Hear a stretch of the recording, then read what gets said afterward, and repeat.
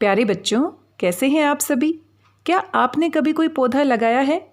तो शायद मुझे सभी का जवाब मिलेगा हाँ। लेकिन अगर मैं आपसे ये पूछूं कि आपने कितने पौधे लगाए हैं, तो हो सकता है 5, 10, 15, 20 या फिर हो सकता है कि आपने 100 से ज़्यादा पौधे लगाए हों, ऐसा भी हो सकता है। लेकिन क्या आपने सुना है कि एक ऐसा प्रकृति प्रेमी है जिसने 1 करोड़ से भी ज़्यादा पेड़ लगाए हैं और उनकी देखभाल भी की है? क्या आप जानते हैं उनका नाम? नहीं जानते? आज हम उन्हीं के बारे में पढ़ने वाले हैं। उनका नाम है दरीपल्ली। आइए जानते हैं कि उन्होंने अपनी ये यात्रा कैसे शुरू की और कैसे उन्होंने इतने ज़्यादा पौधे लगाए। दरीपल्ली एक सच्चे पर्यावरण प्रेमी है। इन्होंने अपना पूरा जीवन एक ही लक्ष्य में लगा दिया।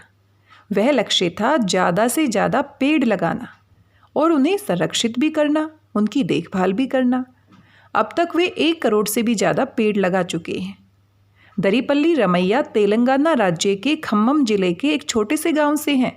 पर्यावरण में आ रहे बदलाव, बढ़ते प्रदूषण की मात्रा और वृक्षों की हो रही अंधाधुंध कटाई से दरीपल्ली का मन हमेशा बेचैन रहता था।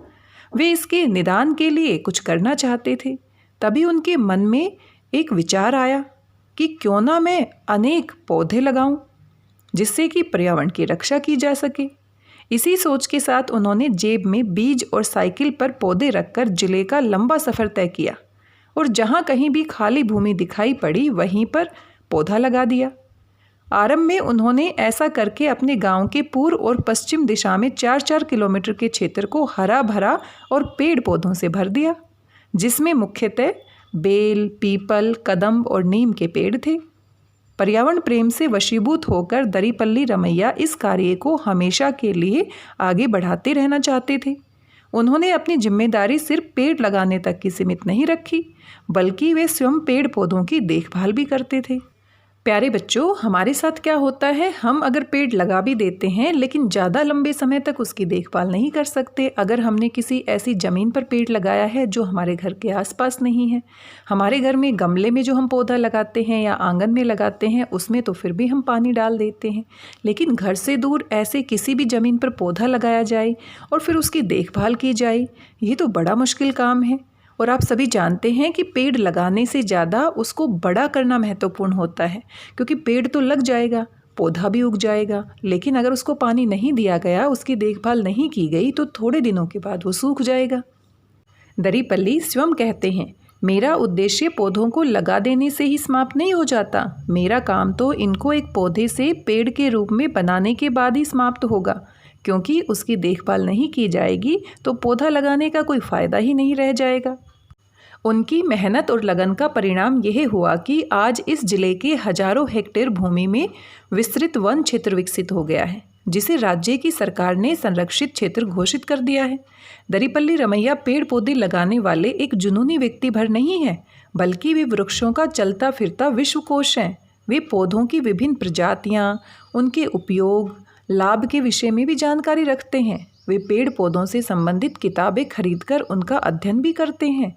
उनके पास राज्य में पाए जाने वाले 600 से ज़्यादा वृक्षों के बीजों का अनूठा संग्रह भी है। वे पर्यावरण के प्रति लोगों को जागरूक करने के लिए कबाड़ के टीन की प्लेटों पर वृक्ष बचाओ के नारे रंग बिरंगे रंगों से लिखकर पूरे गांव व जिले में घूमते हैं। वे बड़े ही गर्व से राजमुकुट की भांति टीन की एक टोपी भी पहनते हैं, जिससे वे लोगों से हरियाली बचाने का आग्रह करते हैं।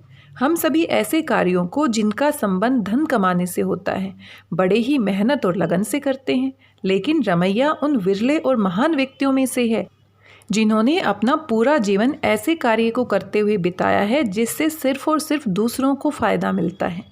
आगे आने वाली पीढ़ियों की जिंदगी सुरक्षित हो सकती है। ऐसे थे प्रकृति प्रेमी दरीपल्ली जी। हम भी उनके जीवन से प्रेरणा ग्रहण कर सकते हैं और करोड़ पौधे तो नहीं लगा सकते, लेकिन अपने आसपास कुछ पौधे लगाकर उनकी देखभाल करने का कार्य हम जरूर कर सकते हैं, या कम से कम जो पौधा लगा हुआ है उसमें पानी दे सकते हैं और उनको सुरक्षित कर सकते हैं। कैसी लगी आपको जानकारी मुझे ज़रूर बताइएगा।